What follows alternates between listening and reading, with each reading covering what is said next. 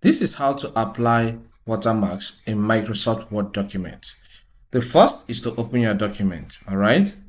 So I want to work with this as a sample here.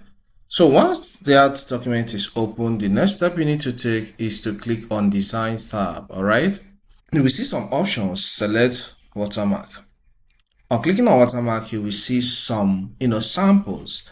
Let's say you want to use one of these samples here. You click on it, it will be applied. All right. If you want to remove watermark, you click on the watermark and select remove watermark. But what if a situation whereby you want to create a custom watermark that fits into your company? There are different ways you can do that. So click on watermark again and then select the option of custom watermark. So here you have no watermark selected, you have picture watermark, and you have text watermark. All right. So we're going to with text watermark in this case. I will click on this, and the font is going to be Calibri. If you want something different, click on that and select. Now, where you're going to do something is we are going to add your own text. So click here, all right, and add your own text. All right. So I'm going to erase this and then I will call this Godwin Text School because that is what this document represents. So I will type in the name.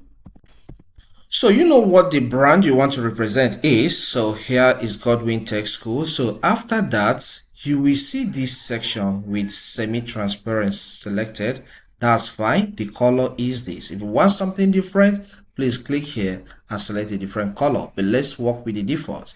Then diagonal is going to be the layout. So it's going to appear slanted. And after that, click on apply.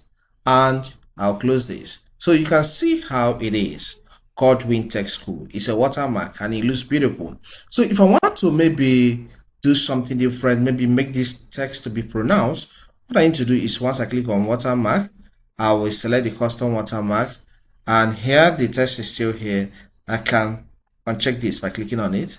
Then I'll click on OK or apply. All right, you can see it looks more pronounced now. So any way you want to do it is fine. So let's remove this watermark. I'll click on remove watermark. Okay. So what if a situation whereby you have a logo or a picture you want to use as watermark? It's still possible. What you need to do is to click on the watermark option once on the design tab and then click on custom watermark. Then after that, click on picture watermark and then select picture. This will give you some options, okay, from a file, Bing, image search, and OneDrive.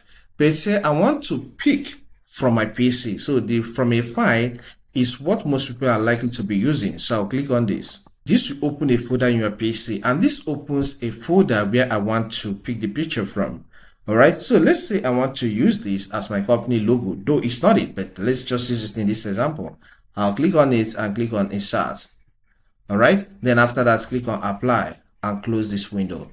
Okay, that dialog, and you can see this has been applied as my watermark. So if it's a logo, company logo, just do it the same way, you get the same result. And it's as simple as that. If this content helps, consider subscribing. Hit the like button and leave a comment in the comment section. Thank you and see you some other time.